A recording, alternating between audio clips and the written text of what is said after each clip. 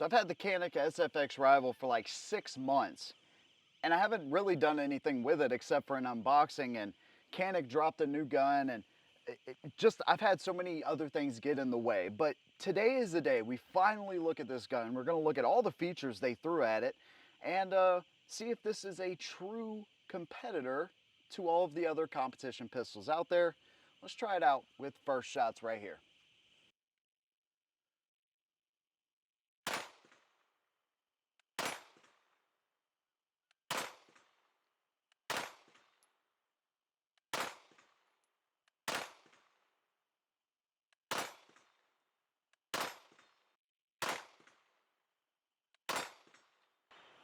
All right, first mag tells me this is gonna be a good one. Let's check it out. You know, there's times where I drop the ball and I just completely miss with certain guns. And that's what we're gonna talk about today. One that is as good as it looks, the Canik SFX Rival.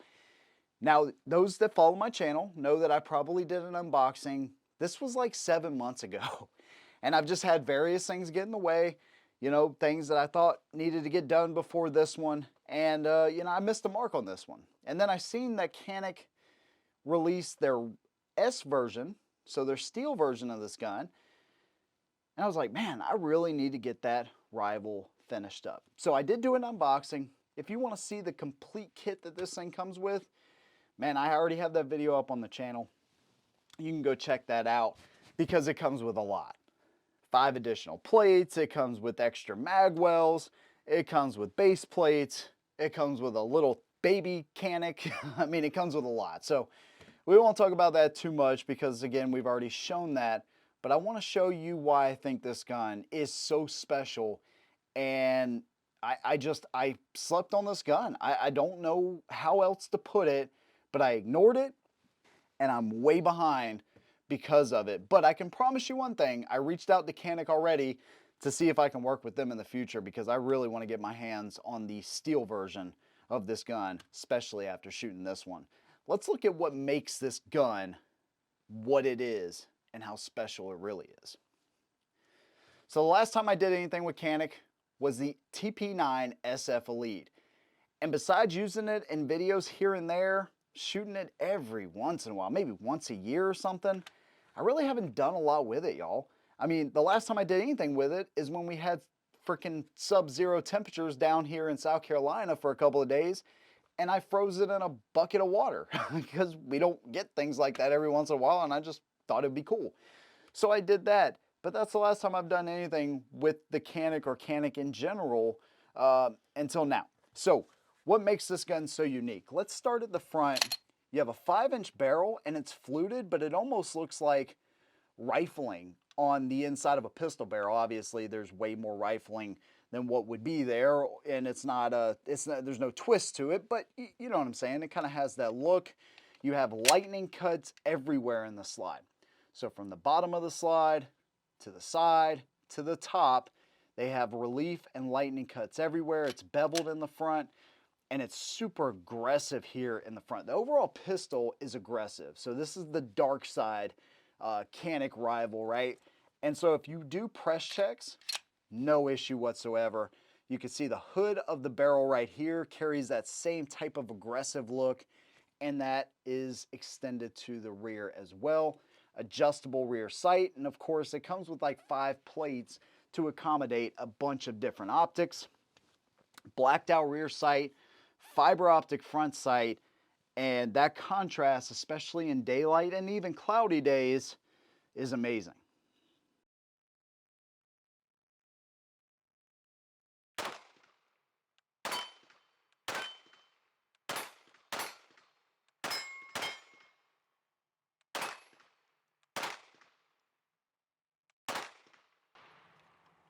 Where I'm resting my thumb right there, that is not comfortable at all.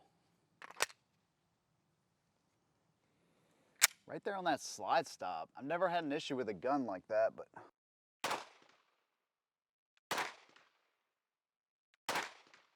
all right, penis target, all those suckers went down.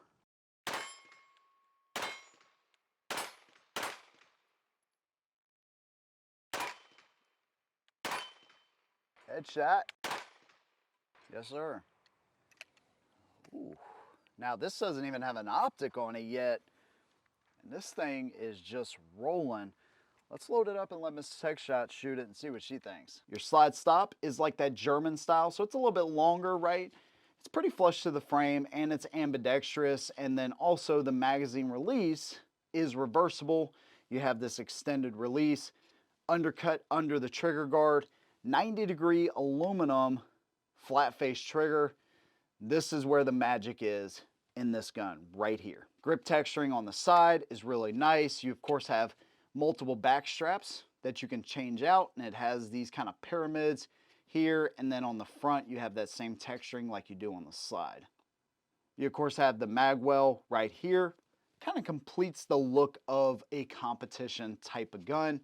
You have a striker indicator in the rear as well. So we are clear. Pull the trigger, goes away.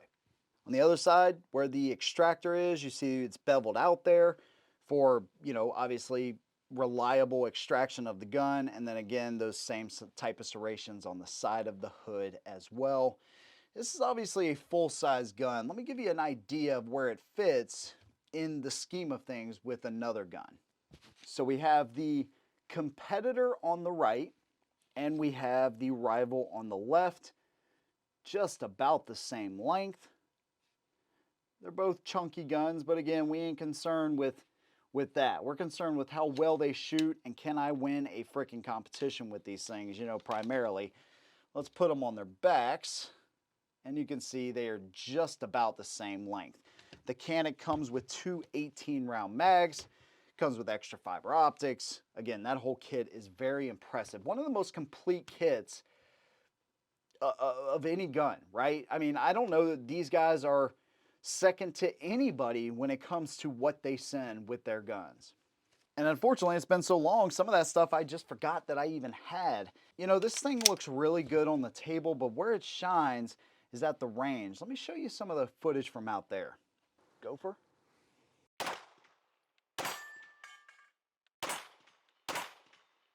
Ooh, those two shots are right on each other, dude. That's impressive. They need a reset. That needs to be a popper gopher right there, not just a one-shot deal.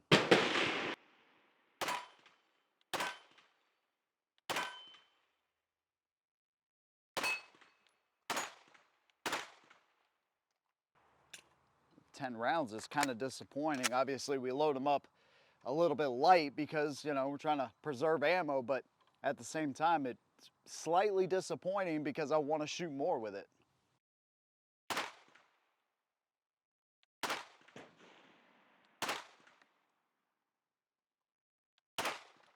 Very nice, dude. Very nice. Two shots again, or? They're side by side.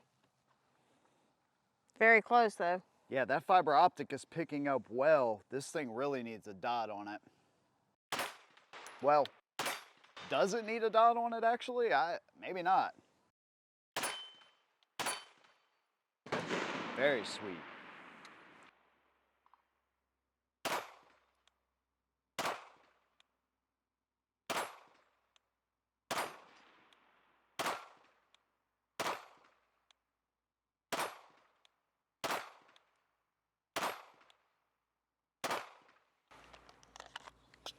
Not too shabby.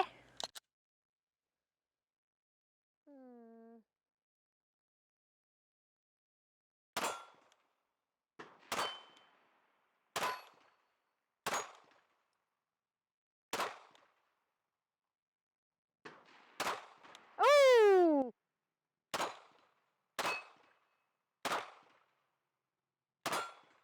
Ooh, I like this. Not too shabby, right? So let's break it down here really quick. You're gonna pull the trigger. Of course, you're gonna make sure you're clear. Pull back on the slide. Boom, pull it down. Stainless steel guide rod. Check out this barrel. Look at that thing, pretty wild looking. The whole pistol is just, it's got an aggressive look, but it's not like they did a bunch of stuff for no reason. It seems like everything they did was well thought out. So you don't want to really line it up from the front. You just want to cover that ejector, pull it back, boom, good to go. Like I said, the magic is really in this trigger. Check it out. So you hit the wall, breaks. I mean, if you blink, you won't see any kind of creep. Reset. You know, so that coupled with the fact that it's such a large gun, you got plenty of mass to soak up the 9mm round. And even with those sights, I mean, this thing is just a freaking tack driver. And so I shot a little bit versus the competitor. And even though there's a stainless steel version of this gun, I was like, man, this thing shoots so good. It may shoot better than the competitor.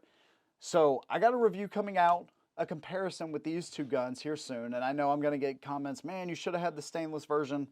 Well, you know, it is what it is. But I will definitely show y'all how it did versus the competitor, because this thing rivals the competition. You see what I did there, right? I want to say I paid $800 for this, and that whole kit comes with it, right? So for that price, to be able to literally take it from the store to the range and shoot a competition, because it already has a holster, it falls in line, and there's nothing that needs to be modified to run several types of competitions, that's impressive. And then on top of that, you have a gun that shoots that good out of the box. Yeah, this thing is legit. It's a very comfortable gun in the hand. I love the aggressive nature of the slide. I like what they did there because it's functional. It's like, even if you're in the middle of summer, you could rack this gun all day. It's not going to slip out of your hands. Or, you know, it's so positive that I really do like that a lot. I love the trigger on this thing. I think it is amongst one of the best striker fire triggers that I've pulled. The sights are pretty good. You know, fiber optics are okay, but what I don't like is the fact that they're not going to co-witness with most optics, I would say. Some of their base plates and stuff have some built-in sights, so I guess it just depends on what you're going to run, but they're definitely not like suppressor height sights, okay? They're on the lower side, so I would say most likely they're not going to co-witness. It's a competition gun though, right? So for that, doesn't matter as much as it would, I guess, you know, unless you're going to use this as a self-defense gun. In that case, you know, every gun can be a self-defense gun, right? And if that optic goes down, well, you know, then you're kind of screwed there. So it is what it is there. I understand where they're coming because, again, the type of gun it is, but just a minor con there for sure. I don't like it. You know, you make a gun designed for an optic, but your sights don't co-witness. Yeah, I digress. I mean, multiple back straps. You have different size magazine releases. Comes with all the tools you need. Comes with a cleaning kit. Comes with all the plates. They're aluminum plates too. They're not plastic. I mean, there ain't much to hate about this gun, and you can accommodate it to pretty much any type of shooter. Man, if I had to grade this thing, I'm going like 9.5 out of 10. Now there, you know, minus the whole sight thing, the other thing I did not like, I kind of wish it was ported. I said the same thing about the competitor, because as flat shooting as this gun is, it would be even more flat shooting if it was just ported or comped or something. It would just make it stand out a little bit more. But, you know, that again, that's a minor thing because really it is a super flat shooting gun. I just think it would help it out just a little bit. But at this point, man, I'm pretty much reaching. The only thing that me and Mrs. Heckshot both noticed is, see, my finger falls about right there. If you have bigger hands or whatever, then you could probably get right there. But my finger fell about right there on the back of the slide stop. And it's like it jolted your finger every single. I don't know. It was kind of weird. It's a minor thing, man. Natural pointing, great shooting, awesome features. Here's hoping that Canik reaches back out and we can do some T&Es, because this thing is pretty freaking amazing. Again, I'd say 9. to maybe even 9.5 out of 10. Considering that price, probably 9.5 out of 10 for the Canik SFX Rival. Why the hell I slept on this thing and ignored it for so long? I can't even answer that. But I finally got to it, and now I'm glad I did. I'd love to hear what your opinion of the SFX Rival or the new stainless version is down below. Big thanks to you guys. If you want to support what I do, you can do that through Patreon with the link down below. For $1 a month, man, you can join the SHOT team and help us continue to grow this community right here. Again, thank you. See you in the next one. And as always, hold them down.